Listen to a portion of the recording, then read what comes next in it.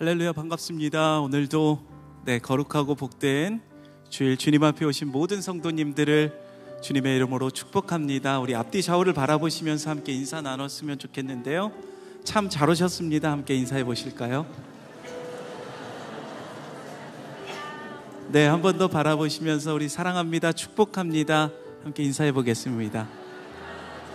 사랑합니다, 축복합니다. 오늘도 하나님의 그 크신 사랑이 우리의 삶을 가득 채우고, 또 이 시간 우리가 함께 모여서 주님을 예배할 때에 이곳 가운데 가득 차고 넘치길 소망합니다. 우리의 찬양받기에 합당하신 그 주님의 이름을 높여드리며 함께 우리가 기쁨으로 주님을 찬양하며 나아갔으면 좋겠습니다. 함께 찬양합시다.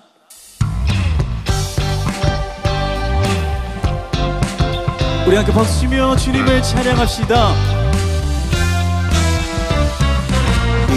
눈에 아무 증거 아니 되어도 믿음만을 가지고 손을 걸으며, 입에 아무 소리 아니 들려도 하나님의 약속 위에 서리라.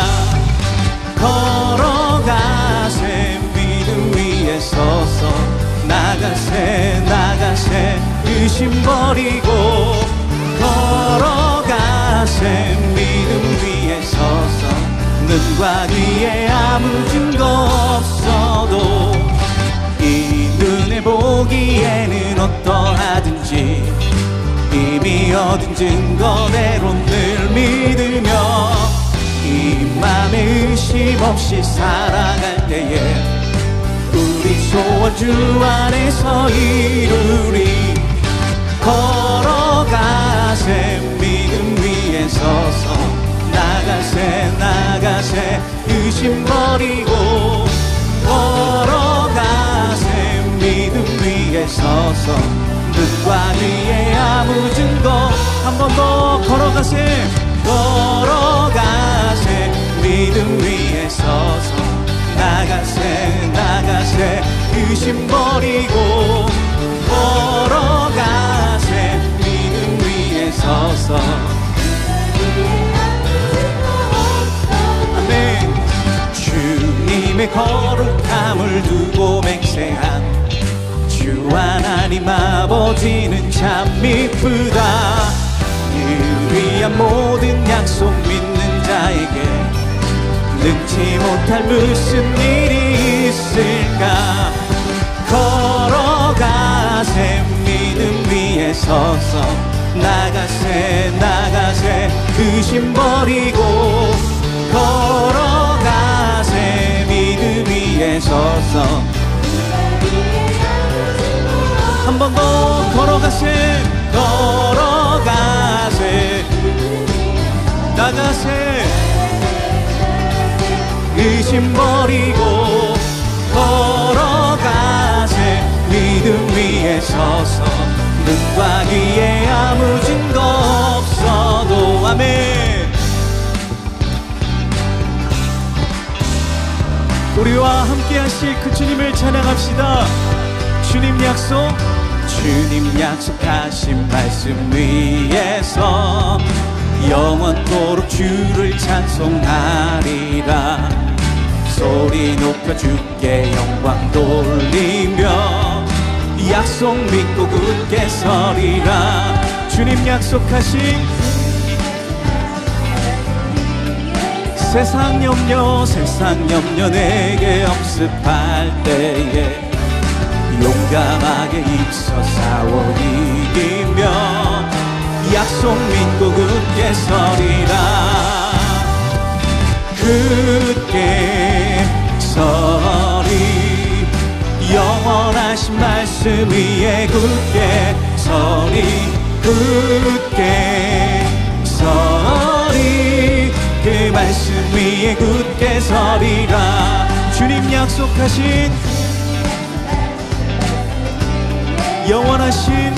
영원하신 주의 사랑 힘입고, 성령으로 힘써 싸워 이기며, 약속 믿고 굳게 서리라. 굳게 서리 굳게 서리, 영원하신 말씀 위에 굳게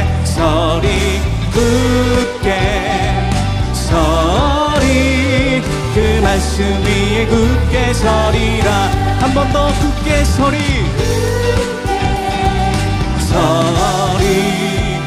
영원하신 말씀 위에 굳게 서리 굳게 서리 그 말씀 위에 굳게 서리. 우리 목소리 높여서 주님 약속하신 말씀 위에서 성령 인도하는 대로 행하며 주님 품에 항상 안식 얻으며 약속 믿고 굳게 서리라. 굳게 서리 영원하신 말씀 위에 굳게 서리 굳게 서리 그 말씀 위에 굳게 서리라. 우리의 목소리로 굳게 서리 영원하신 말씀 위에 굳게 서리 굳게 서리 그 말씀 위에 굳게 서리라. 한 번 더 굳게 서리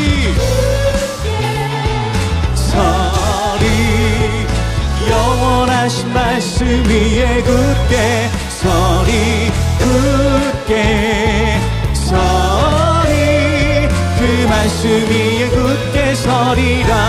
그 말씀 위에 그 말씀 위에 그 말씀 위에 굳게 서리라. 할렐루야. 우리 주님께 감사와 경배 박수를 드립니다. 아멘.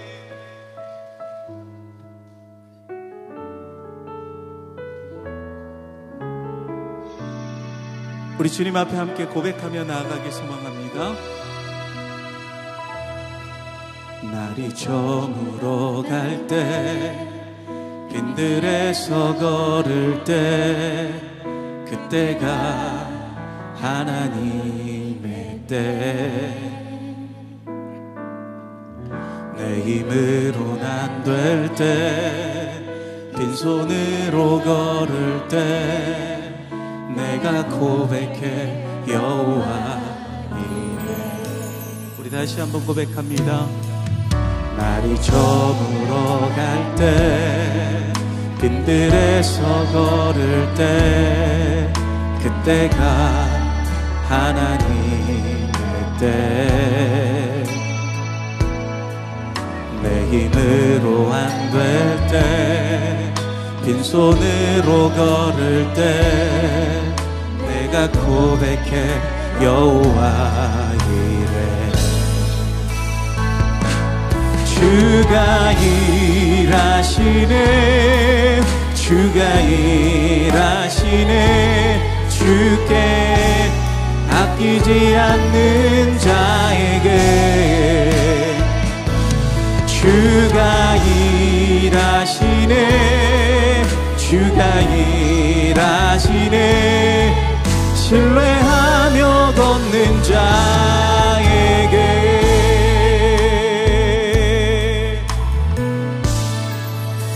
우리 모인 이곳에 주님 함께 계시네 누리네 아버지네. 적은 떡과 물고기 내 모든 걸 드릴 때 모두 고백해 여호와 이래. 주가 일하시네 주가 일하시네 주가 일하시네 주께 아끼지 않는 자에게 주가 일하시네 주가 일하시네 신뢰하며 걷는 자에게. 우리 다 함께 두 손 들고 다시 한번 고백합니다. 일하시네 주가 일하시네 주께 아끼지 않는 자에게 주가 일하시네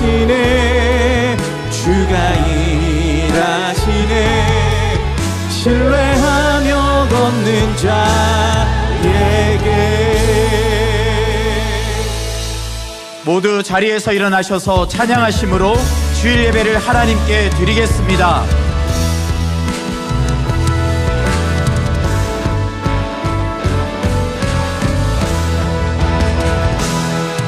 빛나는 왕의 왕,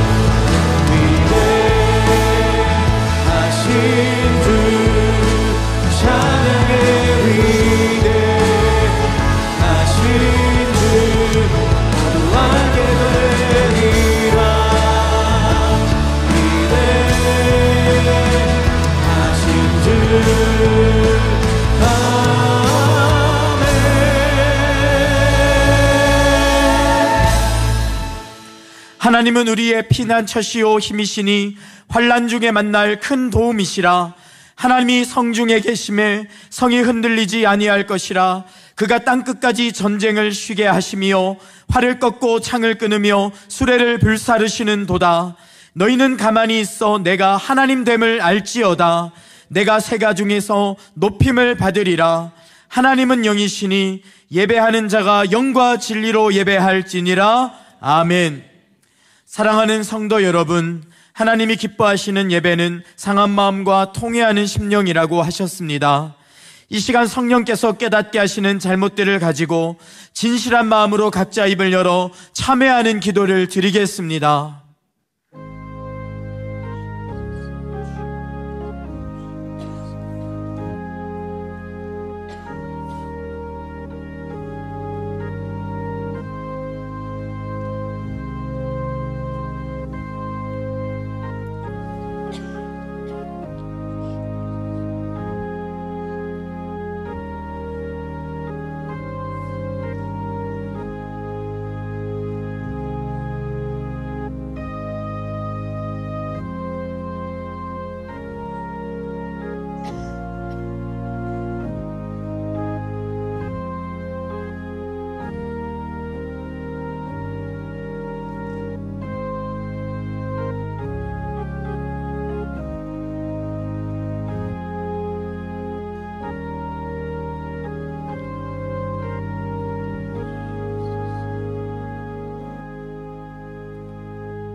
만일 우리가 우리 죄를 자백하면 그는 미쁘시고 의로우사 우리 죄를 사하시며 우리를 모든 불의에서 깨끗하게 하실 것이요.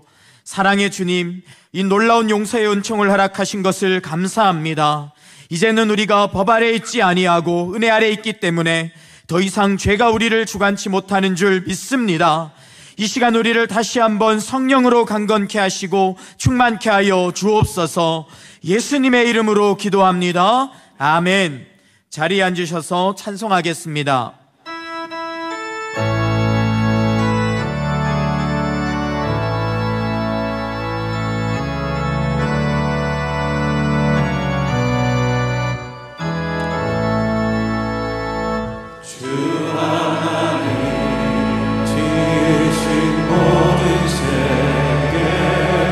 내 마음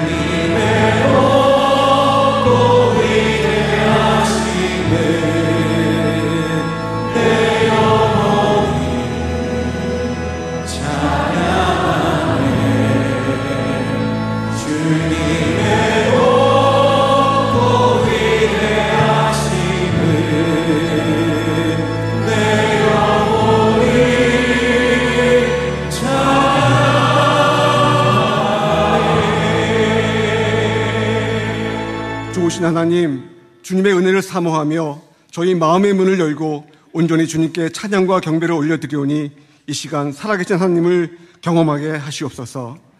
하늘의 위로와 은혜를 맛보며 성령의 기름 부으심을 풍성히 경험하는 저희에게 도와주시옵소서. 22년 전 주님께서 세우신 더 사랑의 교회가 세상 속에 빛이 되며 주님의 사랑 안에서 가르치고 치유하며 전파하는 주님의 사명을 잘 감당하게 하심에 감사합니다. 오직 주님께서 주신 복음만을 가지고 은혜로 달려가는 교회 되게 하심에 감사합니다. 지나온 시간들을 돌이켜볼 때 주님의 은혜가 아닌 것이 없었사오니 이 모든 것에 감사를 올려드립니다. 주님, 각자에게 감당하게 하신 삶의 현장 속에서 지체들이 주님의 향기를 품고 동일한 꿈을 가지고 달려가는 건강한 교회 공동체가 되게 하여 주시옵소서. 저희 마음속에 주님보다 더 사랑하는 것이 있다면 그것이 나의 우상임을 깨닫게 하시고 매일의 필요를 공급해 주시는 하나님을 전적으로 신뢰하며 주님과 동행하는 인생 살게 하시옵소서. 우리를 위해 죽으시고 다시 살아나신 주님을 찬양하며 주님의 영광을 위해 살아낼 수 있도록 인내와 담대함과 용기를 허락하여 주시옵소서. 말씀을 붙들고 기도하며 요동치 않으며 가장 좋은 때에 가장 좋은 것으로 응답하여 주실 것을 믿음으로 장차 주님이 주실 영광에 미리 감사를 올려드리는 저희 되게 도와주시옵소서. 필리핀에서 사역 중이신 조봉훈 안성숙 선교사님에게 성령의 충만함을 주시옵소서. 안전과 건강을 지켜주시고 복음을 통해 한 영혼이 변화되는 역사가 날마다 일어나게 하시옵소서. 사회, 정치, 경제 문제로 극심하게 갈라진 민심이지만 모든 주권은 주님에게 있음을 깨닫게 하시옵고 오직 주님이 주시는 지혜와 명철을 간구하는 리더십으로 선출되게 하시옵소서. 질병과 관계 갈등, 경제적인 문제 등으로 힘들어하는 지체들을 돌보시고 그 어떤 문제보다도 크신 주님을 바라보게 하시옵소서. 상처와 아픔을 주의 손길로 치료하여 주시옵소서. 이인호 목사님에게 성령의 기름 부으심이 흘러넘치게 하시고 복음의 열정과 지혜와 건강을 주시옵소서. 강단에서 선포되는 말씀 가운데 은혜와 생명의 역사가 일어나는 자리가 되게 하시옵소서. 예배를 수종드는 모든 성도님들 축복하여 주시옵고 아름다운 음성으로 주님을 찬양하고 경배하는 할렐루야 찬양대의 고백이 우리 모두의 고백이 되게 하시옵소서. 모든 영광을 하나님께 올려드리오며 우리를 구원하신 예수님의 이름으로 기도합니다. 아멘.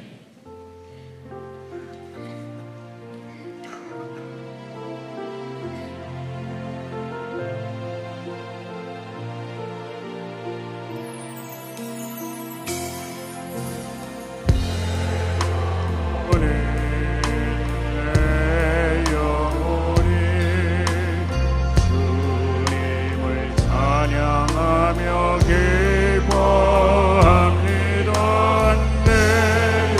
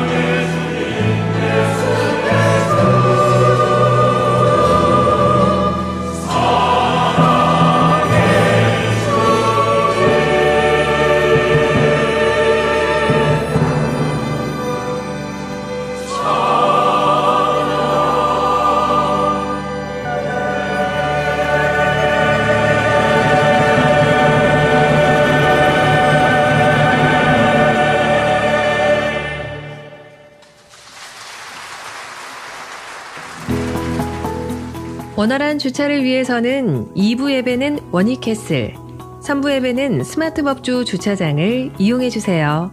특별히 3부에 오시는 성도님들께서 원익캐슬에 주차하시고자 하면 주차장 안에서는 교행이 되지 않기 때문에 출차하는 차량과 엉켜서 큰 혼잡을 야기합니다. 반드시 3부 예배는 스마트법주 주차장을 이용해 주시고 주차 섬김이들의 현장 안내에 적극 협조해 주세요. 출차 시 스타벅스 앞 사거리는 극심한 정체가 발생하오니 검찰청과 법원을 지나 호수공원이나 이의고등학교 방향 또는 교회 방향을 이용해 주시면 감사하겠습니다.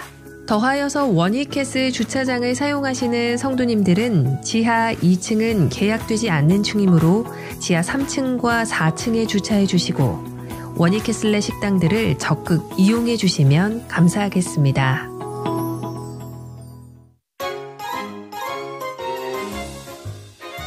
샬롬! 더 사랑의 교회 모든 학부모님들을 사랑하고 축복합니다. 2025년 부모님들을 위한 성경적 부모 교육을 준비했습니다. 귀한 자리에 여러분을 초대합니다. 성경적 가치 안에서 어떻게 자녀를 복음으로 양육할 수 있을까요? 내 맘대로 되지 않는 우리 아이 어떻게 품고 소통해야 할까요? 복음에 견고한 자녀 양육을 준비했습니다. 여러분의 가정을 복음에 세우는 귀한 시간으로 여러분을 초대합니다. 자녀의 마음을 여는 5가지 사랑의 언어를 준비했습니다. 작지만 놀라운 변화가 시작되는 자리에 여러분을 초대합니다. 부모는 평생 아이와 함께 배워야 하는 것 같습니다. 완벽한 부모는 없지만 하나님의 대리자로서 복음 안에서 자녀를 어떻게 양육하고 소통하며 신앙을 전수할지를 배우는 귀한 시간이 될 것입니다. 배움의 자리, 성경적 부모 교육에 많은 관심과 참석 부탁드립니다.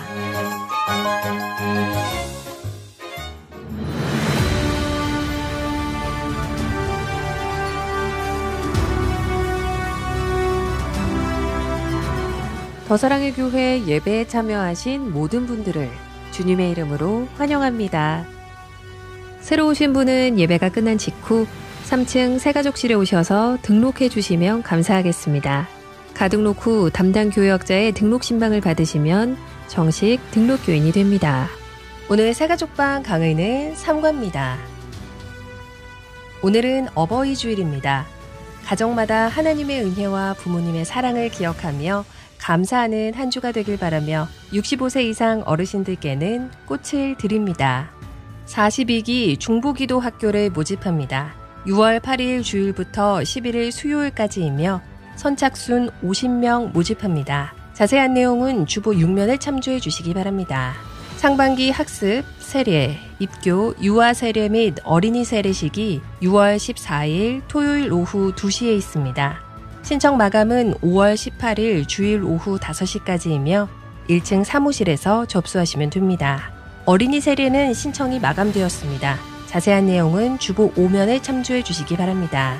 미래준비팀 학부모님과 선생님들을 대상으로 하는 성경적 부모교육이 5월 17일과 24일 토요일 오후 1시부터 4시까지 본당에서 진행됩니다. 새가족 만남의 밤이 5월 25일 주일 오후 5시 본당 2층 더 블레싱홀에서 있습니다. 대상은 2024년 12월부터 2025년 5월 11일까지 수료한 성도이며 만찬 및 이인호 목사님과의 특별한 만남이 준비되어 있습니다.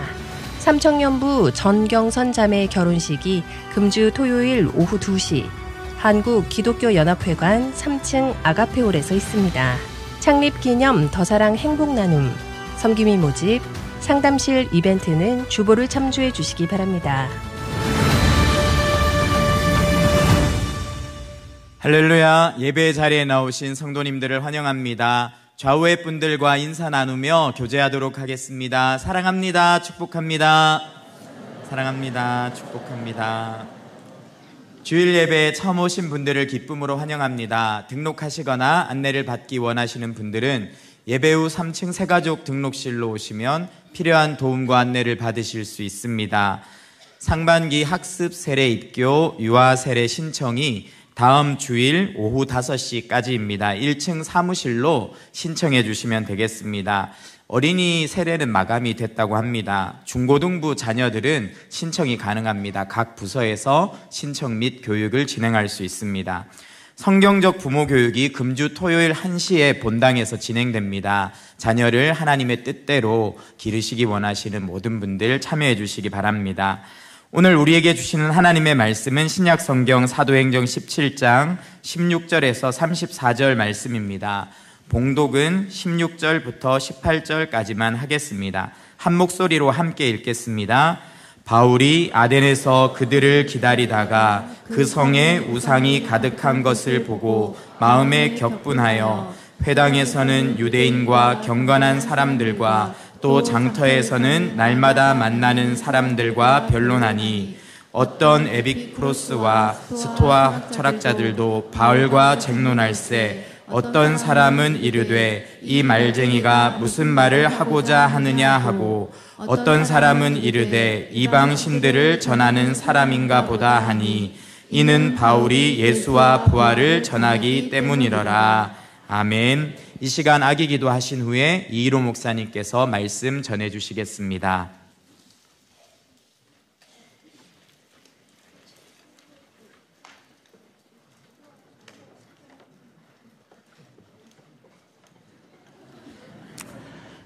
유하진 군입니다. 기도하겠습니다. 하나님 아버지 감사합니다. 믿음의 가정에 유하진 이 아이를 선물로 주심을 감사합니다. 이 아이 머리 위에 안수하시고 축복해 주시옵소서. 키가 자라고 지혜가 자라게 하옵소서. 사람들에게 사랑받으며 만남의 복을 주사 걸음이 형통케 하여 주옵소서. 성령으로 감동해 주셔서 하나님의 지혜로 하나님의 감동으로 이 아이를 세상에서 구별된 주의 아이로 양육해 주옵소서. 사고와 질병과 어둠의 권세로부터 항상 지켜주시고 이 아이의 평생을 천군 천사로 호위하시며 주께서 목자가 되어 인도해 주옵소서. 부모가 선한 청지기로 이 아이를 잘 맡아 양육하도록 부모에게 은혜와 믿음과 축복을 더해 주옵소서. 예수님 이름으로 기도합니다. 아멘. 우리 박수로 이 아이를 축복합니다.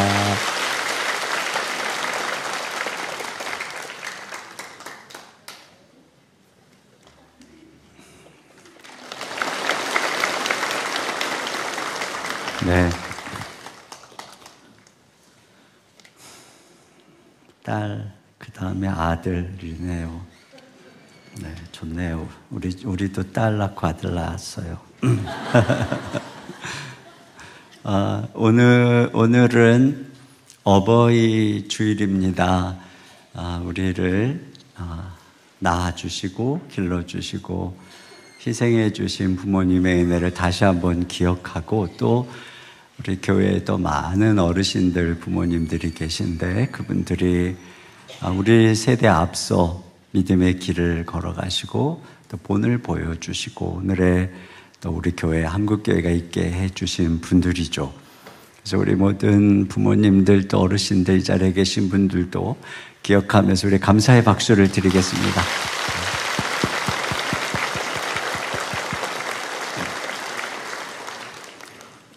그리고 성경적 부모 학교 영상 보셨는데 이번 주 토요일부터 2주간 진행되는데 우리 아이를 둔 부모님들은 꼭 나와서 함께 했으면 좋겠어요. 여러분에게 정말 유익하리라고 생각합니다. 오늘날 세상은 점점 도시화되어 가고 있습니다. 그래서 현재 전 세계 인구의 55%가 도시에 살고 있고 2050년이 되면 약 70%가 도시에 거주하게 된다고 합니다. 도시는 경제, 정치의 중심지일 뿐 아니라 예술, 문화의 중심지죠. 그래서 어느 도시를 가든 박물관, 미술관, 또 극장, 공연장, 도서관, 대학교 이런 것들이 도시에 집중되어 있습니다. 그러다 보니 엘리트들, 지성인들, 젊은이들이 다 도시로 몰려들고 있어요. 그러니까 이러한 시대에 교회가 도시와 소통하고 도시에 복음을 전하지 못한다면 교회는 점점 이 시대 속에서 영향을 잃어버릴 수밖에 없는 것입니다. 그런 면에서 오늘 우리는 이 바울의 선교 전략에 관심을 가질 필요가 있어요. 우리가 아는 것처럼 바울은 지난번에 빌립보도 그렇고 데살로니가도 베레아도 다 도시인 것이죠. 도시 중심의 선교를 하고 있고 오늘 본문에 그가 이르게 된 아덴, 우리가 보통 아테네라고 그러죠. 아덴도 종교와 철학, 이 예술과 지성이 총화된 그러한 도시입니다. 오늘로 하면은 이 메트로폴리스인 뉴욕이나 파리나 또 서울도 마찬가지죠. 비슷한 그런 도시라고 할 수가 있겠습니다. 자, 그런 면에서 우리는 오늘 어떻게 이런 도시 속에서 복음으로 다가갈 수 있을까? 본문을 통해서 좀 지혜를, 교훈을 얻고자 합니다. 첫째로는 도시를 영적 텍스트로 읽으라고 하는 것입니다. 바울에게 이 아덴은 단순한 관광지, 여행지가 아니었어요. 그는 영적 텍스트로 읽고 있는데 먼저 그는 이 도시가 우상으로 가득한 것을 보고 마음에 격분을 하고 있습니다. 자, 16절 보겠습니다. 시작. 바울이 아덴에서 그들을 기다리다가 그 성에 우상이 가득한 것을 보고 마음에 격분하여. 네. 그러니까 아덴이라고 하는 이 도시명 자체도 아테나라고 그러죠. 라고 하는 여신에게서 따온 것입니다. 그래서 이 아덴에는 아테나 신전, 제우스 신전, 아폴로 신전 등 중요한 12신전이 있고 로마 황제의 신전 등 여러 신전들이 있었습니다. 그러니까 아덴은 예술과 철학의 도시였지만 본질은 우상 숭배의 도시였어요. 여러분, 오늘날의 도시도 마찬가지입니다. 누군가가 그 뉴욕의 나이키 매장, 특히 이제 나이키 하우스 오브 이노베이션이라고 여기를 갔다 와서 이제 신전 같다 이렇게 소감을 쓴 글을 읽은 적이 있어요. 온갖 제품을 성물처럼 조명으로 비추고 또 여러 그 나이키 로고가 있잖아요. Just do it. 이런 것도 be legendary. 이런 슬로건들이 인간을, 자아를 신격화하라는 메시지를 심어준다는 것이죠. 그런 면에서 보면은 웅장한 도시의 백화점이야말로 높은 천장과 조명이 마치 대성당처럼 디자인되어 있습니다. 소비가 예배가 되고 브랜드가 사제가 되고 인간의 쾌락과 성공을 경배하는 신전과 같은 것이죠. 자, 그런데 바울이 거기서 발견하는 것은 한 걸음 더 나아가 이 사상과 철학의 견고한 진입니다. 18절 상반절입니다. 시작. 어떤 에피쿠로스와 스토아 철학자들도 바울과 쟁론할세. 네, 여러분, 한 도시에서 우상 숭배가 문화, 예술로 자리 잡기까지는 그것을 뒷받침하는 사상과 철학이 있어야 됩니다. 특별히 이 에피큐로스 철학자는 이 주장하는 것이 모든 만물은 원자가 우연히 결합해서 만들어졌다고 믿고 또 신조차도 원자들의 결합이고 그 신은 이 세상에 개입을 하지 않는 신이라고 합니다. 그리고 인간이 죽으면 다시 원자로 돌아가고 그게 끝이니까 사는 동안 해피하게 쾌락을 즐기며 살라고 가르치는 것이 그들의 가르침입니다. 근데 이런 사상은 정욕을 추구하는 이 세상의 우상숭배를 지지해주는 사상이고, 오늘날의 쾌락주의, 유물론, 진화론, 공산주의의 무신론, 세속주의와 맥을 같이 하는 사상입니다. 또 스토아 철학은 신이 모든 만물에 다 내재해 있다라고 하는 범신론을 가르칩니다. 그런데 그 신은 만물 속에 어떤 이성 법칙 질서로 내재해 있기 때문에 인간이 그러한 질서 운명에 순응할 때 고통에서 벗어날 수 있다고 가르칩니다. 이런 사상은 자연을 섬기고 숭배하는 우상숭배의 기반이 되죠. 오늘날 사주팔자를 보고 관상, 손금, 점술 이런 동양 어떤 운명론 또는 불교의 금욕적 수행과 맥을 같이 하는 사상이에요. 여러분 보통 어디 가다 보면 점집 같은 경우에도 이렇게 운명 철학관 이렇게 붙어 있어요. 그러니까 무속이나 사입이나 이단도 다 나름의 자기 세계관이 있는 거예요. 운명관, 철학관이 있어요. 그래서 다 자기네들이 다 학문이라고 주장하거든요. 그런데 이런 것들을 통해서 결국 하나님을 대적하여 진리를 거스리고 사람들을 우상숭배로 이끄는 것입니다. 그래서 바울이 고린도후서 10장 4절 5절에 이렇게 얘기를 했어요. 같이 읽어보겠습니다. 시작. 우리의 싸우는 무기는 육신에 속한 것이 아니요 오직 어떤 견고한 진도 무너뜨리는 하나님의 능력이라. 모든 이론을 무너뜨리며 하나님 아는 것을 대적하여 높아진 것을 다 무너뜨리고 모든 생각을 사로잡아 그리스도에게 복종하게 하니. 네. 여러분, 이러한 이론, 사상, 이것들이 이 시대 가운데 있다고 하는 것을 우리가 알고 간파해야 되는 것입니다. 또 오늘 본문에서 보는 영적 텍스트에 있기는 뭐냐면 이 새로운 것을 받아들이는 혼합주의입니다. 19절을 같이 보겠습니다. 시작.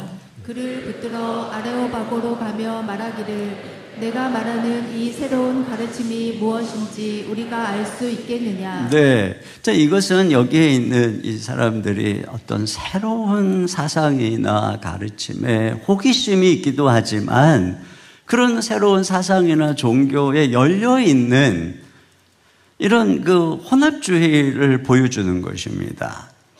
이 로마 제국 시대에 사실 이 그리스의 헬레니즘이 엄청 영향을 끼쳤죠. 그러다 보니까 로마는 모든 나라의 신사상, 종교를 이렇게 수용하는 정책을 펼쳤어요. 그러니까 온갖 신이 다 모여있는 만신전인 거죠. 여기 아덴에 있는 수많은 신전 우상은 바로 그러한 온갖 종교, 신들의 혼합을 보여주고 있는 것입니다. 여러분, 오늘날도 이 포스트 모던 시대의 사상의 핵심은 관용입니다. 관용. 그러다 보니까 도시에 수많은 점집이 있고 무당, 명상, 철학, 이단, 사입이 종교의 집합소이고 문화와 예술을 빙자해서 온갖 사상과 우상을 숭배하는 도시가 되어가고 있습니다. 또 더 나아가서 바울은 그들 안의 종교심 속에 숨은 공허함을 읽고 있어요. 바울은 이제 아레오바고에 가서 연설을 하면서 그가 그 아덴을 돌아본 소감을 이렇게 말합니다. 22절입니다. 시작.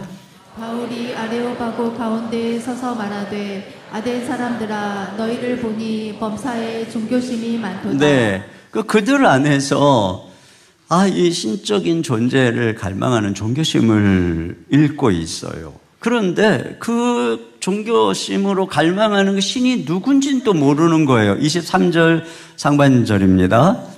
내가 두루 다니며 너희가 위하는 것들을 보다가 알지 못하는 신에게라고 새긴 반도 보았으니. 네, 누군지 알지도 못하면서 그를 향한 이 종교심, 이것은 바로 인간 내면에 있는 텅 빈 마음, 진정한 신을 향한 갈망의 흔적인 것이죠. C.S. 루이스가 순전한 기독교에서 이 갈망에 대해 이런 이야기를 했어요. 아이가 굶주림을 느끼는 것은 음식이라는 것이 존재하기 때문이다. 새끼 오리가 헤엄치기를 원한다는 것은 물이 존재하기 때문이다. 내 안에 이 세상의 어떤 경험으로도 충족시킬 수 없는 갈망이 있다면 가장 그럴듯한 설명은 내가 다른 세상을 위해 지어졌기 때문이라는 것이다. 세상의 쾌락은 그 갈망을 충족시키기 위해서가 아니라 그 갈망을 자극함으로써 진짜를 가리키기 위해 존재하는 것이 아닐까. 그러니까 지금 여기서도 알지 못하는 신을 향한 이 종교심이 갈망, 이것은 바로 인간 내면에 있는 이 진정한 하나님을 향한 갈망이라는 것입니다. 어거스틴이 말한 것처럼 인간에게는 하나님이 아니면 채울 수 없는 텅 빈 공간이 있다는 것이죠. 프란시스 셰프는 이런 얘기를 했어요. 현대 사상은 이성과 절망이라는 두 층으로 분리된 집과 같다. 위층은 자유와 희망을 말하지만 아래층은 의미 없는 진공이다. 그렇죠. 이성, 합리, 이것으로 겉으로는 정말 화려함 속에 있고 또 문화, 예술, 화려한 여러 가지 번영 속에 있지만 이 내면, 이 지하, 아래층은 텅 빈 공간이라고 하는 것입니다. 여러분, 바울이 그 시대에 마주한 도시는 오늘 우리가 마주한 도시와 다를 것이 하나도 없습니다. 그가 그 도시 한복판에서 싸워야 했던 싸움을 우리도 오늘날 맞서고 있는 것입니다. 자, 그러면 두 번째, 문화 속으로 들어가 다이너마이트를 터뜨리라 라고 하는 교훈을 보게 되는데요. 그들이 지금 바울을 아레오박으로 이끌어 가죠.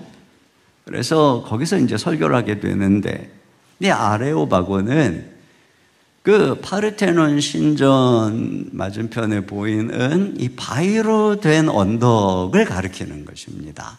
그러니까 무슨 회당이나 어디 무슨 이렇게 꾸며진 곳이 아니고 이렇게 바위 위에 널찍한 그런 공간인데, 거기서 이제 고대로부터 아테네에 있는 사람들이 이제 이런 어떤 그 재판을 여는 법정으로 쓰기도 하고 또 철학적, 종교적 사상을 공개적으로 신문하거나 토론하기도 하는 장소였어요. 이곳에서 이제 바울이 그 아테네에 있는 지성인들, 철학자들, 또 관원들 앞에서 복음을 전할 기회를 얻게 된 것이죠. 여러분, 그런 면에서 이제 이 설교는 이전에 이 회당에서 하던 설교라고는 전혀 맥이 달라요. 그러니까 이 설교는 오늘 우리가 이 도시에 혼합된 이교적 이 사상이 충만한 가운데서 우리는 어떻게 복음으로 접근할 수 있을까를 엿보게 해주는 굉장히 중요한 샘플이라고 할 수가 있습니다. 먼저는 그가 얘기하는 것은 창조주 하나님은 만물의 주인이시기 때문에 그분은 조종당하는 분이 아니라는 것이에요. 이제 앞에 이제 알지 못하는 신을 섬기는 그들에게 바울은 하나님이 누군지 알려줍니다. 근데 그분이 누구냐? 바로 만물을 창조하신 인격적인 분이시며 하늘과 땅의 주인이시다, 이렇게 소개를 하고 있어요. 24절입니다. 시작. 우주와 그 가운데 있는 만물을 지으신 하나님께서는 천지의 주제시니. 네, 여러분, 우리가 하나님을 똑바로 알 때 올바로 섬길 수가 있어요. 근데 영적인 무지가 우상숭배를 낳게 되는 것이죠. 그런 면에서 하나님은 창조자이시고 주인이기 때문에 어떻다고 얘기하냐면 24절 하반절 보세요. 시작. 손으로 지은 전에 계시지 아니하시고. 네. 그 인간이 무슨 신전을 짓고 사당을 짓고 한다고 거기에 그 하나님을 가둬놓고 우리가 이렇게 사유할 수 있는 그런 분이 아니라는 것입니다. 또 그분은 뭔가가 이렇게 부족해서 사람의 손으로 뭐 섬김을 받으셔야 되는 그런 분도 아니라는 거예요. 25절입니다. 시작. 또 무엇이 부족한 것처럼 사람의 손으로 섬김을 받으시는 것이 아니니 이는 만민에게 생명과 호흡과 만물을 친히 주시는 이심이라. 네, 그분이 오히려 모든 만민에게 생명과 호흡과 모든 걸 공급해 주시는 만물의 근원이시라는 거예요.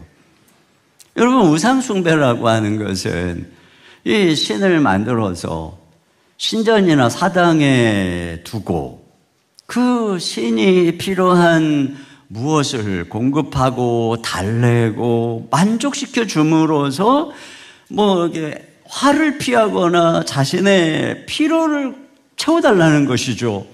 그렇게 함으로써 신을 내 구미대로 조정하고자 하는 것입니다. 그런데 바울은 하나님은 만물의 주인이시고 또 부족함도 없으실 뿐 아니라 오히려 그분이 모든 것에 근원되는 분이기 때문에 그분은 우리에 의해서 이렇게 조정당하는 분도 아니고 오히려 인간이 경배하고 순종해야 되는 분이라고 하는 것이죠. 그러니까 이 올바른 신관이 이 잘못된 종교적인 우상숭배의 심성을 무너뜨리는 것이죠. 굉장히 하나님을 바로하는 게 중요한 것입니다. 두 번째로, 그 하나님은 모든 민족과 역사를 주관하는 분이라고 이제 얘기를 하는데요. 여러분, 이 당시에 우상은 이 부족신의 개념이죠. 우리 부족 또는 우리 민족신의 개념입니다. 그러니까 나라마다 신이 달라요. 그래서 민족마다. 그러다 보니까 이게 다민족이 모여든 로마에는 뭐 온갖 신들과 신전이 있었던 것인데요. 근데 바울은 뭐라 그러냐면 26절 상반절 보겠습니다. 시작. 인류의 모든 족속을 한 혈통으로 만드사. 네, 그 창조자 하나님이 어떻게 하셨느냐? 인류의 모든 족속을 아담이라고 하는 한 혈통을 통해서 다 만드셨다는 거예요. 한 혈통으로. 그건 이게 무슨 뜻이냐면은 하나님은 모든 민족의 하나님이시라는 거예요. 모든 민족의. 또 이 당시의 우상은 이 지역신의 개념이었어요. 지역신. 어떤 지역의 특정한 한정된 신. 그런데 바울은 또 뭐라고 그러는가 보세요. 26절 하반절입니다. 시작.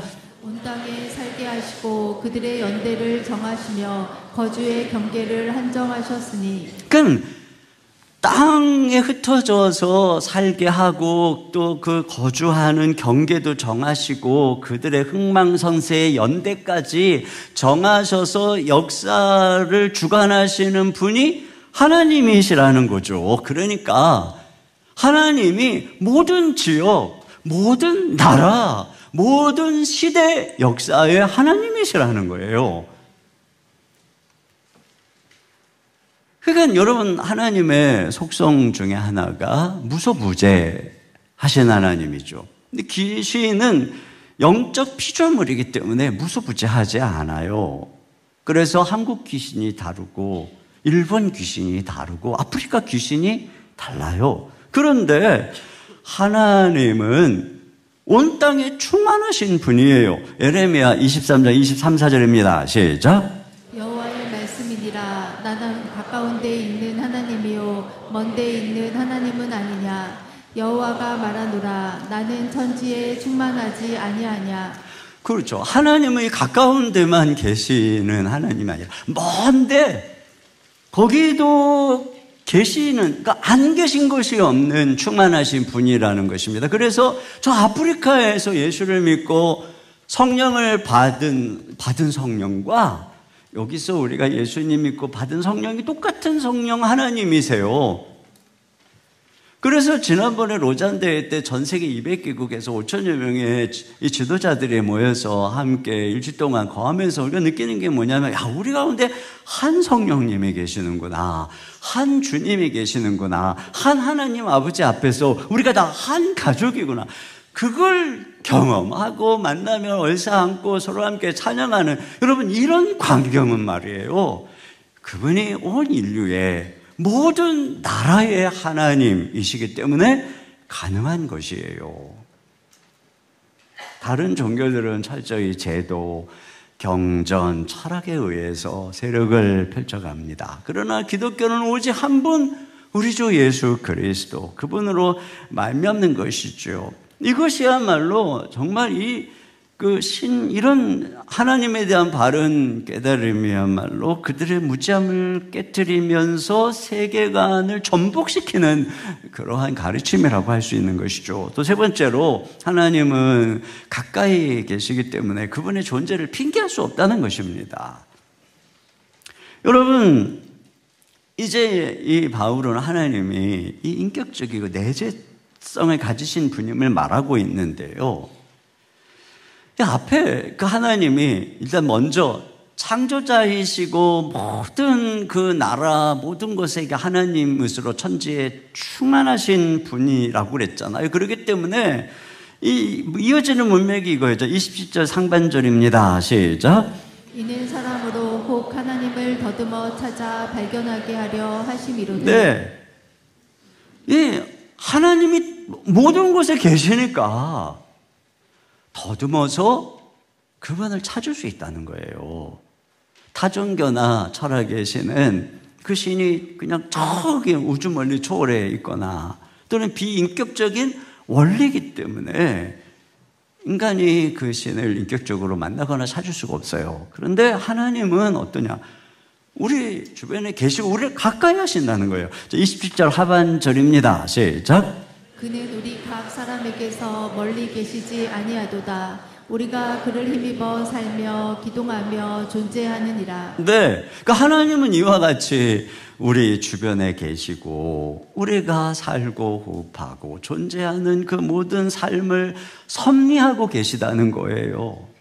그러니까 이걸 보면은 하나님께서는 그러니까 신전, 인간이 지은 신전에 거하시기에는 너무 큰 우주적인 이 초월적인 하나님이시면서도 동시에 한 사람 한 사람의 호흡과 삶의 존재를 섭리하시는 내재적인 하나님이시라고 하는 것을 우리에게 말해주고 있습니다.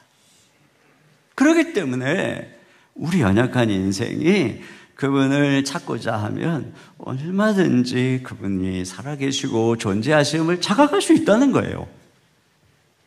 그런데 여기에 이 더듬어 찾게 하려 하심이라고 한 이 말씀은 마치 이게 시각장애인이 어떤 무엇을 더듬어서 찾는 것을 연상케 하는 단어입니다. 이건 인간이 영적으로 눈먼 상태임을 암시하는 건데요.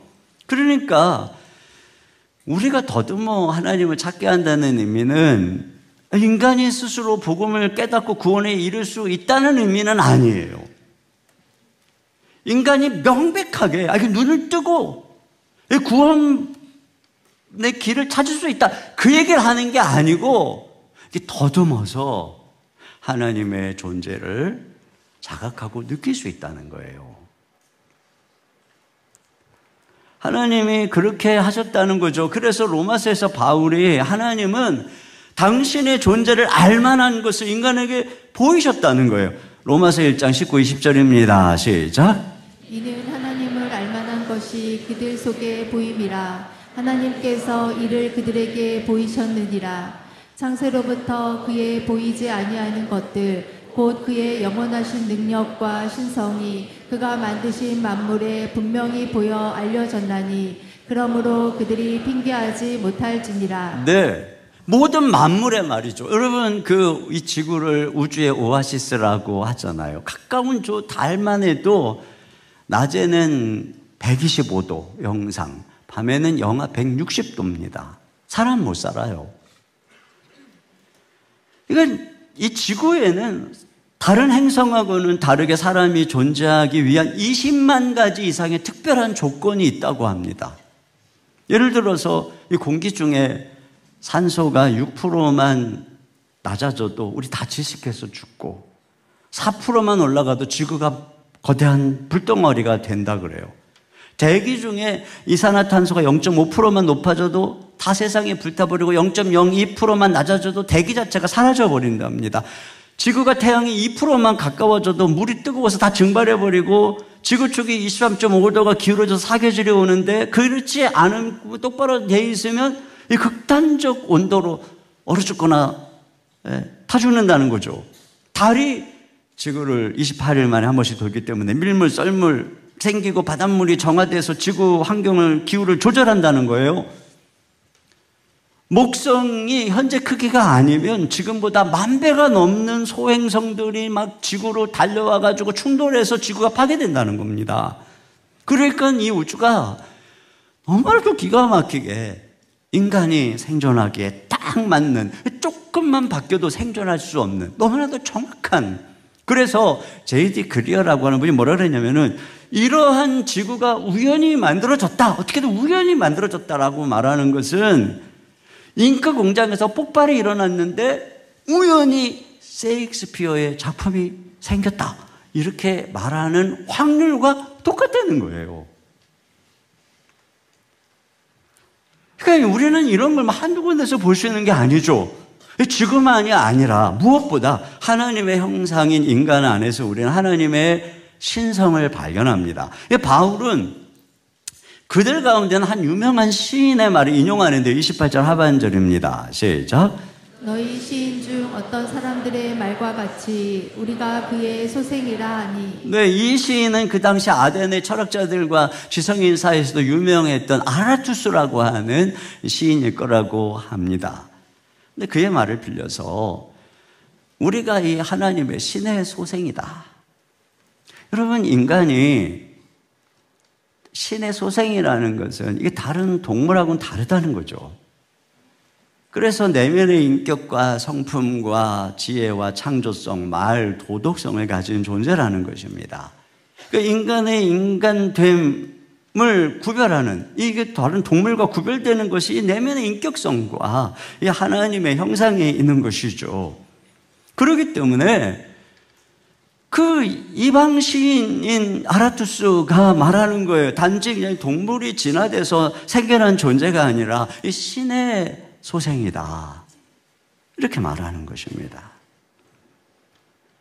결국은 인간의 모습이야말로 신이 존재하는 가장 강력한 증거라는 거죠. 인간의 모습이야말로.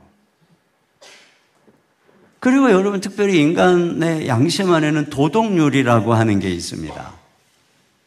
C.S. 루이스가 순전한 기독교에서 이렇게 얘기를 했어요. 고대 이집트인, 바빌로니아인, 인도인, 중국인, 그리스인, 로마인들의 도덕을 비교하였는데 결론은 그것들이 서로 비슷하고 우리들 시대의 도덕과도 비슷하다는 것이다. 어느 시대에도 배신자를 높이 평가하거나 이기주의를 높이 평가하지 않는다. 누가 가르쳐주지 않아도 시대나 지역을 초월하여 인간들은 내면에서 거의 비슷한 어떤 목소리를 듣게 된다. 내 안에서 옳은 일을 하도록 재촉하고 그릇된 일에는 책임감과 불편함을 느끼게 만드는 무엇인가가 있다. 결국 인간은 결코 독립적인 존재가 아니며 어떤 법칙 아래에 존재한다는 것이다. 도덕률을 인간 안에 새겨준 도덕적인 존재가 있다. 그가 바로 하나님이다. 그런 거예요. 그러니까 여러분, 우리는 우리 인간 안에서 신의 존재를 더듬어 찾게 되는 것이죠. 그렇다면 우리는 결코 그 신을 우상으로 만들 수 없다는 거예요. 자, 29절입니다. 시작. 이와 같이 하나님의 소생이 되었은즉 하나님을 금이나 은이나 돌에다 사람의 기술과 보안으로 새긴 것들과 같이 여길 것이 아니니라. 여러분, 우리가 우리 자신을 볼 때 그 내면의 인격성과 지혜와 도덕성과 이런 걸 보면서 우리가 신의 소생이야, 그러면서 어떻게 그 신을 돌, 금, 은으로 만든, 그리고 거기다 새기는 이런 일을 할 수가 있겠냐? 그 안에 무슨 내면의 인격성, 도덕성, 성품도 투영할 수 없는 그런 형상으로 어떻게 우상처럼 신을 새겨놓고 섬길 수 있겠냐는 것입니다. 이건 살아계신 하나님에 대한 올바른 태도도 아니고 결국은 신의 본질을 우리가 자기 뜻대로 왜곡하게 된다는 것이죠. 오히려 하나님의 존재는 우리가 이렇게 조각할 수 있는 대상이 아니라 그분이 우리를 창조하고 그분이 우리 주인이시라는 거예요. 우리가 그분을 막 우상처럼 임의대로 만들어갖고 조정하고 우리 정력을 채우는 알라딘 램프처럼 사용하는 그런 존재가 아니시라는 겁니다. 오직 우리가 그분을 경배하고 그분의 뜻을 알고 순종할 뿐이라는 것이에요. 그런데도 인간은 타락했으니까 마음에 하나님 되기를 싫어하고 자기가 주인이 되고 싶고 자기 정욕대로 살고 싶으니까 어떻게 하느냐, 하나님을 고의로 이 우상으로 변질시켜가지고 섬기면서 그가 하나님이다, 그가 여호와다. 그런데 이게 결코 핑계할 수 없다는 거예요. 왜? 다 하나님이 알만한 걸 보여줬기 때문에 몰라서 그랬어요. 이걸 핑계할 수 없다는 것입니다. 그래서 존 스토트가 뭐라 그랬냐면 이러한 영적 무지는 책임이 따르는 무지라고 얘기를 했어요. 결국 바울은 그들의 우상 숭배에 대한 처음부터 그 문제의식으로 격분했잖아요. 지금 그들의 철학과 그들의 사상과 그들의 그 시인과 이 모든 것들을 바라보면서 이제 그들의 마음에 있는 중심에 지성들과 사상을 터치하면서 이 우상 숭배의 허점을 지적하는 데까지 온 거예요. 창조주 하나님을 소개하고 그분의 인격과 내재성과 섭리를 소개하고 시인까지 인용하고 논리 이성 철학의 이 빈틈을 정확하게 짚어갖고 말이죠. 여러분, 바위를 깨려면 먼저 이 드릴로 바위에 구멍을 뚫어야 돼요. 그리고 그 중심에 그 안에 다이너마이트를 넣고 터뜨려야 바위가 깨지는 것이지, 이 겉에다가 아무리 다이너마이트를 터뜨려도 바위는 깨지지 않아요. 마찬가지인 것입니다. 지금 바울은 그들 안에 있는 잘못된 신관, 세계관, 사상의 허점을 지금 비집고 들어가서 거기에서 그들의 잘못된 우상의 죄를 직면시키고 있는 것입니다. 그리고 거기에 지금 복음을 터뜨리고 있는 거죠. 여러분, 그러면서 우리는 한편에서는 우리가 먼저 복음을, 하나님을 똑바로 깊이 알아야 되겠지만 동시에 우리가 이 복음을, 성경을 전하는 컨텍스트인 이 상황인 이 세상에 대해서도 알아야 된다는 거예요. 그들이 지금 무슨 사상을 갖고 있는지, 그들의 허점은 무엇인지, 그들이 지금 마음은 어떤 것인지 말이죠. 그래서 바로 그 허점을 파고 들어가서 또 그들에게 공감하면서도, 지금 바울이 공감도 하잖아요. 공감하면서도 그 잘못된 부분의 허점, 그리고 대안을 복음으로 제시하면서 진리의 복음을 전해야 되는 것이죠. 프란시스 셰퍼 같은 경우에 라브리 공동체를 통해서 지식인들, 회의자들, 청년들에게 같이 공동체 생활을 하면서 깊이 있게 복음으로 다가간 분이잖아요. 그분이 이런 얘기를 했어요. 현대인은 신이 죽은 세상에서 인간이 무너져 내리는 모습을 보고 있다. 하지만 그는 그 이유를 설명하지 못한다. 신을 다 쫓아냈어요. 우리끼리 잘할 수 있다고. 그런데 무너져 내리죠. 그리고 이유를 설명할 수 없다. 이 말 자체가 뭐예요? 정확하게 이 시대를 바라보고 있고 이 시대의 문제를 진단하고 있는 것이죠. 바로 그 틈바구니로 복음이 들어가서 이 무너져 내리는 시대에 어떻게 그들에게 복음과 진리를 제시할 수 있는가? 이것이 바로 우리가 이 세상으로 나아갈 자리라고 하는 것입니다. 그럴 때 비로소 그들의 이 생각을 뚫고 사상을 뚫고 내면에 도달해서 지진을 일으킬 수 있다는 것이죠. 마지막으로 세 번째, 회개의 복음을 선포하라는 것입니다. 이 복음은 이제 무지의 시대를 지나서 회개를 명한다, 이렇게 말씀하고 있어요. 30절 상반절 보겠습니다. 시작. 알지 못하던 시대에는 하나님이 간과하셨거니와. 네, 이게 알지 못하던 시대라고 하는 것은 오늘 이처럼 이렇게 복음이 명확하게 전파되기 전인 거예요. 그러니까 잘 몰라요. 다 어두워요. 그런데 이제 어떻게 됐느냐? 지금은 이제 알지 못하는 시대가 아니라는 거죠. 예수님이 죽으시고 부활해서 명백하게 이제 이 사도들을 통해서 온 세상에 선포되는 시대니까 그분을 통해서 눈이 열리고 이제 하나님께 나아갈 수 있는 길이 열린 시대라고 하는 것입니다. 그러니까 이제 어떠느냐? 이제는 아니까 뭐라고 하는가? 여기 30절 하반절 보겠습니다. 시작. 이제는 어디든지 사람에게 다 명하사 회개하라 하셨으니. 네, 다 회개하라는 거예요. 왜 그러느냐? 31절 상반절입니다. 시작. 이는 정하신 사람으로 하여금 천하를 공의로 심판할 날을 작정하시고. 네, 여기 정하신 사람은 바로 하나님이 택한 예수님을 의미하는 것입니다. 그분으로 하여금 천하를 공의로 심판할 날을 작정했다는 거예요. 그러니까 그날이 정해졌다는 것입니다. 물론 그날은 아버지만 알아요. 아무도 몰라요. 그러나 정해졌다는 것입니다. 그래서 예수님이 죽으시고 부활한 그때서부터 이제 이 세상은 점점 종말을 향해 가는 거예요. 요한계시록에 나타나는 종말의 시나리오가 지금 이 시대에 더 가까이 우리에게 피부처럼 와닿고 있는 거예요. 말세인 거죠, 말세. 작정되어 있어요. 역사의 수레바퀴는 그렇게 심판을 향해 달려가고 있는 것이고, 인생은 결국 죽음, 그리고 그 죽음 뒤에 있는 심판을 향해 다 달려가고 있는 것이며, 모두가 다 역사의 종말에 심판을 받게 되는데, 그 심판자가 누구냐? 바로 하나님이 정하신 예수님, 그분이라는 거예요. 그럼 그분이 심판자요. 그분이 이 시대에 우리를 구원할 분이라는 증거가 뭐냐? 그것을 바울은 바로 부활이라고 설명하고 있는 것입니다. 우리를 위해 십자가에서 그분이 죽으셨고 하나님이 그분을 부활시킨 이것이야말로 모든 사람이 그분을 믿을 만한 증거라는 거예요. 하나님이 그분을 세웠다는 걸 믿을 만한 증거라는 거죠. 31절 하반절입니다. 시작.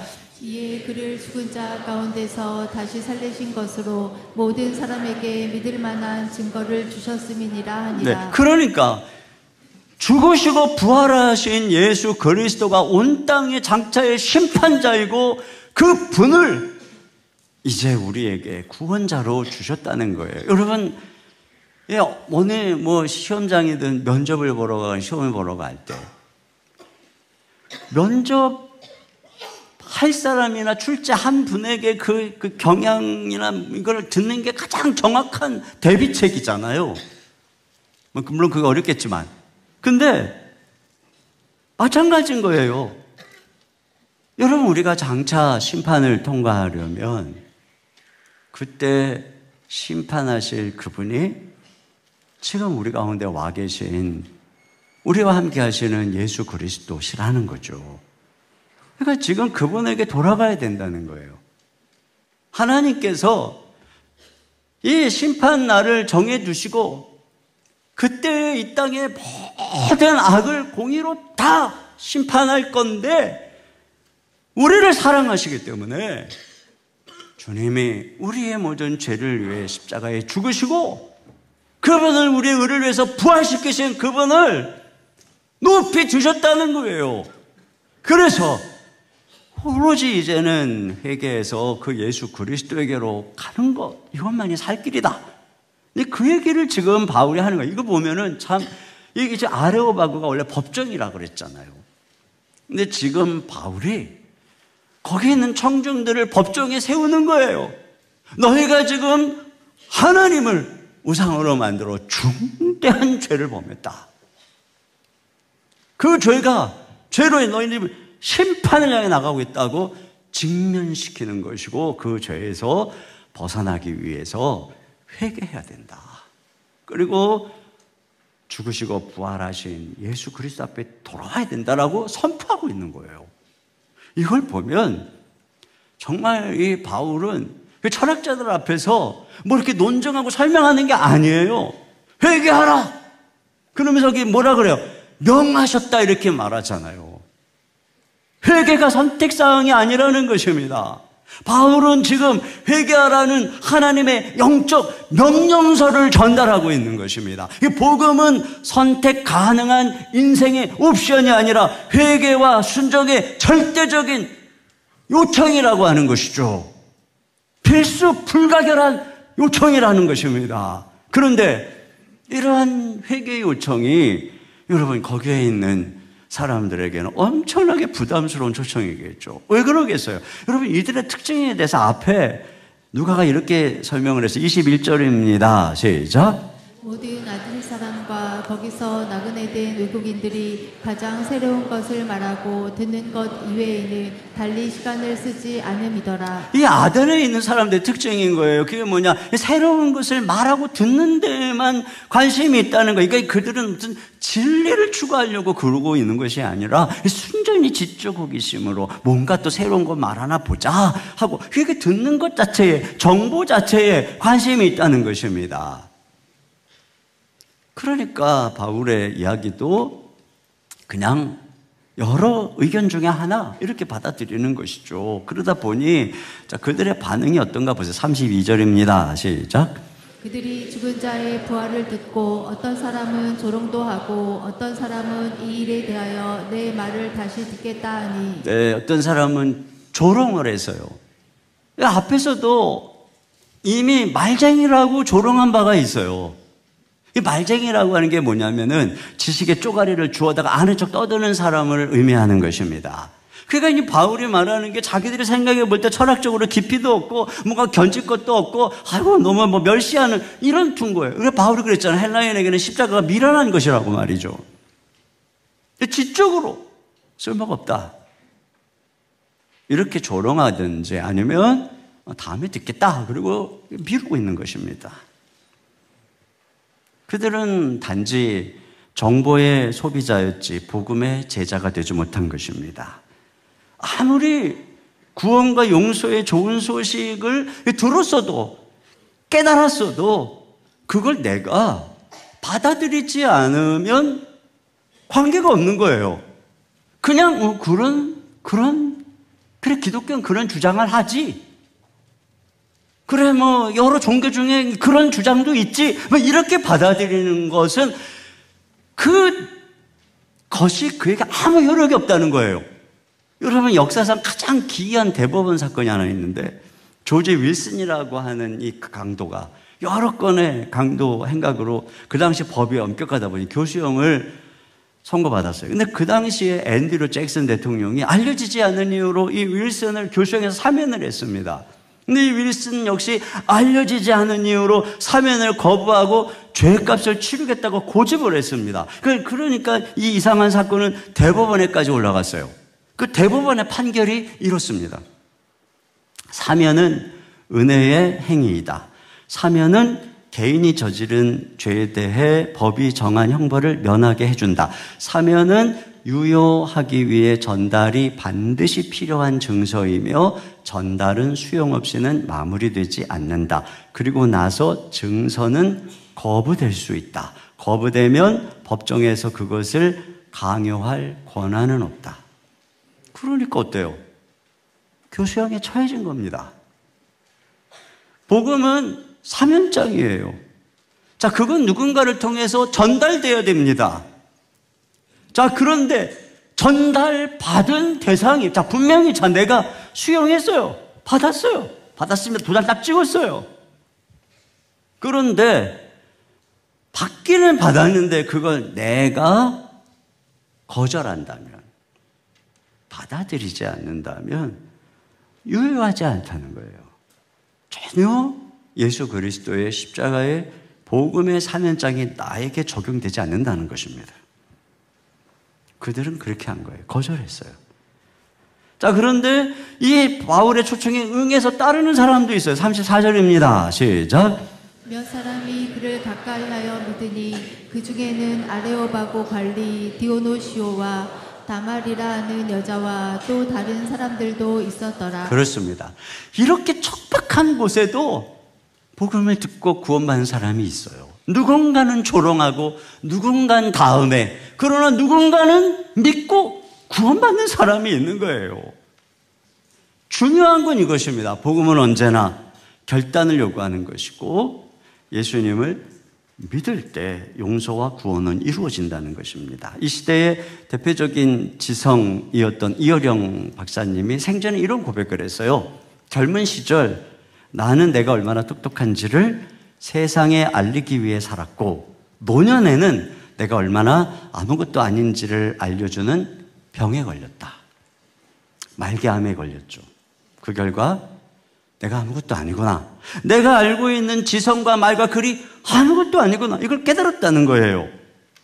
그러면서 결국 그는 복음을 선택하게 됐고, 말년 인터뷰에서 이렇게 고백했습니다. 내가 이 세상에서 가장 잘한 일은 세례를 받은 일입니다. 사람들은 죽음 앞에서 회피하려 하지만 나는 오히려 죽음 앞에서 생명을 만났습니다. 회개란 내 뜻을 꺾고 그분 앞에 무릎 꿇는 것입니다.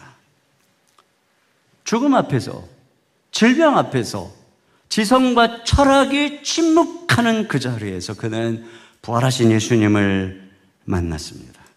단지 말하고 사유하고 깨닫는 것으로 구원이 이루어지는 것이 아니고 지식과 정보로 삶이 변화되는 것이 아닙니다. 우리가 아직 시간이 있을 때 내가 죄인이요, 심판이 다가오고 있는 현실에 직면해야 되는 것입니다. 그리고 부활하사 구원자가 되신 그분 앞에 나가야 되는 것입니다. 결론입니다. 여러분의 아레오바고는 어디입니까? 결단을 요청하는 복음은 이 시대 속에 부담스러울 수 있어요. 그때뿐 아니라 이 도시 속에서도, 이 모든 절대적인 것이 없다고 말하는 이 포스트 모던 시대 속에서도 이건 부담스러운 것이죠. 그러나 분명하게 복음은 회개를 요청하고 결단을 요청하는 것입니다. 우리는 복음이 도시의 모든 철학을 꿰뚫는 하나님의 지혜라는 것을 확신해야 됩니다. 복음이 모든 화려함 뒤에 공허함을 채우는 하나님의 사랑이라는 것을 확신해야 됩니다. 그래서 복음을 예배당만이 아니라 세상의 아레오바고, 각자의 삶의 광장, 가정, 직장, 대학교, SNS, 병원, 회의실, 법정, 이곳에서, 오늘 우리의 아레오바고에서 전해야 됩니다. 오늘 우리의 도시, 우리의 아레오바고에서 담대하게 부활의 증인으로 살아가는 저와 여러분 되시기를 주님의 이름으로 축원합니다. 아멘. 우리 시간 같이 불편하시지 않으신 분들은 자리에서 일어나셔서 우리 예수 하나님의 공의 주독생자 그의 나라 임하시네, 예수 제물이 되신 주 영광 중에 그의 나라 임하시네, 그의 나라 영원하며 그의 영광 무궁하리. 우리 시간 함께 우리 주 예수 그리스도 그분의 공의와 사랑을 찬양 드리겠습니다.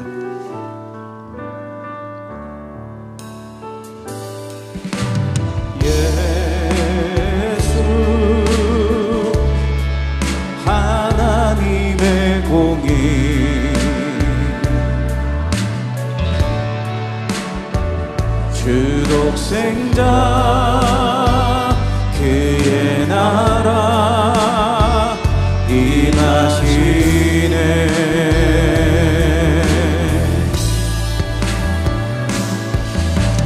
예수 제물이 되신 주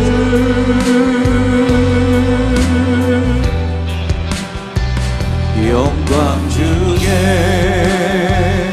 그의 나라 임하시네.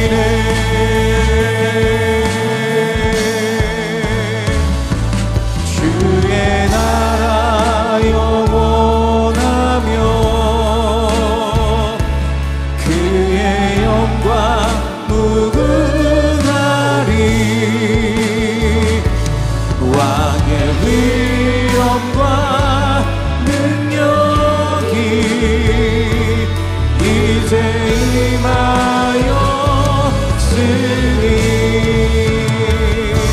주의 주권과 주의 통치와 주의 나라 힘과 권세 임하네. 예수 하나님의 공의, 예수 하나님의 사랑, 예수 하나님의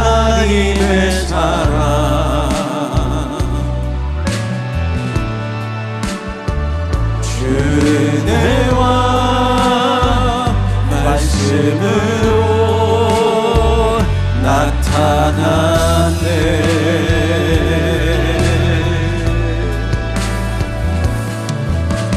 예수 거룩한 하나님,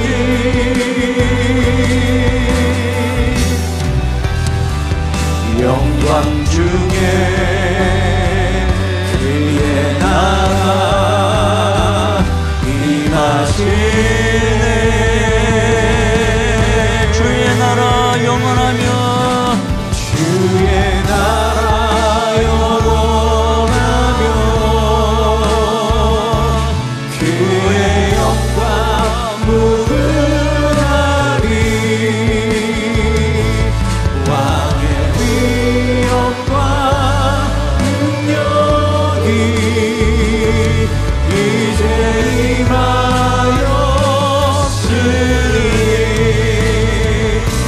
주의 주권과 주의 통치와 주의 나라 힘과 권세 임하네. 예수 하나님의 복이. 우리 시간에 같이 한 목소리로 기도 제목 읽고 기도하도록 하겠습니다. 우리가 살아가는 도시를 영적인 눈으로 바라보고 도시의 실체를 분별하는 영적인 힘을 갖추게 하소서. 아멘. 세상 문화 속으로 들어가 복음의 진리를 선포하며 진리의 다이너마이트를 터뜨리게 하소서. 아멘. 모든 사람이 회개해야 할 심판의 날을 기억하며 삶의 아레오바고에서 담대히 회개의 복음을 선포하게 하소서. 아멘. 우리 같이 한 목소리로 기도하겠습니다. 하나님 아버지, 참으로 감사합니다. 이 혼탁한 세상, 온갖 거짓과 우상과 온갖 잘못된 이설과 사상이 난무한 세상, 오직 우리 주 예수 그리스도만이 진리요 복음이요 우리 하나님만이 참된 하나님이신 줄로 믿습니다. 하나님을 알지 못해 잘못된 길로 가며 죄악으로 달려가고 있는 이 시대를 바라보면서 우리 하나님 우리에게 명확하게 주신 죽으시고 부활하신 예수 그리스도, 그분을 이 땅 가운데 선포하는 저희들 될 수 있도록 인도해 주시옵소서. 주님, 우리를 통해서 이 땅의 여지러운 사상과 이단과 모든 우상 숭배의 두가들 속에 들어가 그들의 헛됨을 드러내며 참된 복음의 진리를 선포하고 살파하는 저희들 될 수 있도록 인도해 주시고, 하나님 다이너마이트가 바위를 깨듯이 저들의 가운데 파고들어가 이 도시 속에 하나님이여 지진을 일으키는 그러한 복음의 능력이 선포될 수 있도록 인도하여 주옵소서. 우리 아버지 하나님, 이 복음만이 진정한 주이며 진정한 사랑인 줄 믿사오니 오 하나님이여, 이 복음 안에 담대하게 증거하고 회개하고 돌아오는 역사가 일어나게 하여 주시옵소서. 하나님 아버지 감사합니다. 하나님 아버지 감사합니다. 우리도 이 도시를 영적인 눈으로 바라보게 해 주시옵소서. 깨어있게 해 주시옵소서. 문화 속으로 들어가 능력 있는 복음, 진리의 복음을 엿된 세상 속에서 선포하며 다이너마이트처럼 복음을 터뜨리고 이 땅 가운데 지진을 일으킬 수 있도록 능력을 허락하여 주시옵소서. 복음만이 진정한 하나님의 지혜인 줄 믿습니다. 복음만이 텅 빈 마음 세상을 채울 수 있는 하나님의 사랑인 줄 믿습니다. 확신을 가지고 복음을 증거하며 주님, 우리가 먼저 복음이신 예수 그리스도 그분을 우리의 주로 섬기고 주로 모시며 살아갈 수 있도록 인도하여 주시옵소서. 하나님 감사합니다. 우리의 주가 되시고 모든 것이 되시는 주님께 귀한 예물 드립니다. 우리의 마음도 드립니다. 삶도 드립니다. 하나님만이 우리의 하나님이시고 주이시고 주인이시고 전부이심을 고백하며 경배하며 우리의 삶을 올려드리오니 받아주시옵소서. 하나님, 오늘 특별히 어버이 주일입니다. 우리의 부모님들 연로하고 연약한 가운데 있습니다. 우리 어르신들 하나님, 참 주님을 위해 달려왔던 우리 많은 어르신들의 건강, 또 여러 가지 삶이 쇠약한 가운데 있습니다. 이 시간에 주님께서 갈렙에게 주셨던 강건함으로, 모세에게 주셨던 장수와 건강함으로 우리 모든 부모님, 어르신들을 축복해 주시고 장수와 건강의 복을 허락하여 주시옵소서. 이 시간 육신이 연약한 자, 주의 피 묻은 손으로, 치유의 손으로 어루만지사 깨끗게 하시고 회복시켜 주시옵소서. 이 나라의 민족 주의 손에 의뢰합니다. 다스리고 통치하시고 주의 나라, 주의 통치가 이 땅, 이 정치, 경제 모든 영역에 임하게 하여 주시옵소서. 예수님 이름으로 기도합니다. 아멘. 우리 자리에 앉으셔서 준비하신 예물을 드리겠습니다.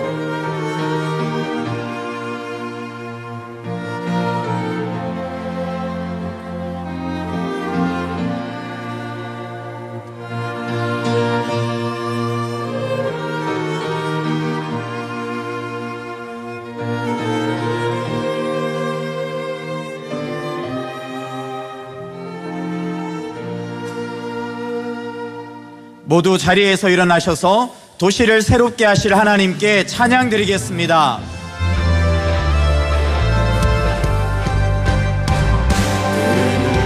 주의 자비가 알아 한없는 은혜 증량할까 영광을 떠나 이 땅에 오시 죄를 지신 구주 예수 주의 십자가 내게 말하네 영원히 난 용납됐네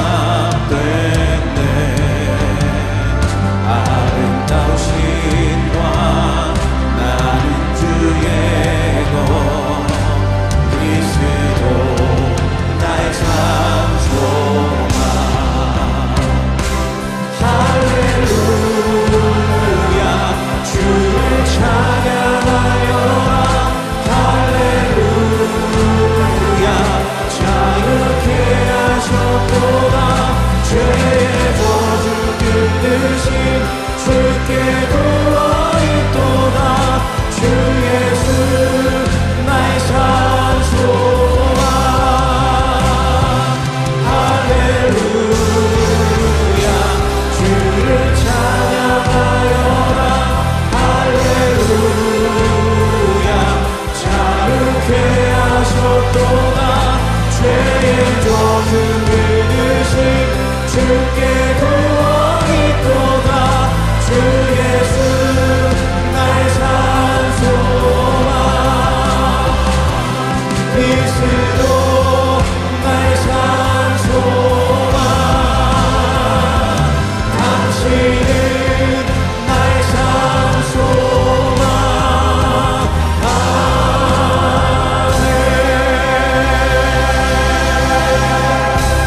지금은 우리 주 예수 그리스도의 은혜와 우리 아버지 하나님의 무한하신 사랑하심과 성령님의 감화 감동 위로 교통하시는 역사가 우상이 가득한 도시 한복판에서 진리의 생명의 회개의 십자가의 복음을 증거하기를 다짐하며 돌아가는 모든 성도님들 머리 위에 가정 위에 주의 몸된 교회와 이 민족과 열방 가운데 이제로부터 영원토록 함께 해주시기를 간절히 축원하옵나이다. 아멘.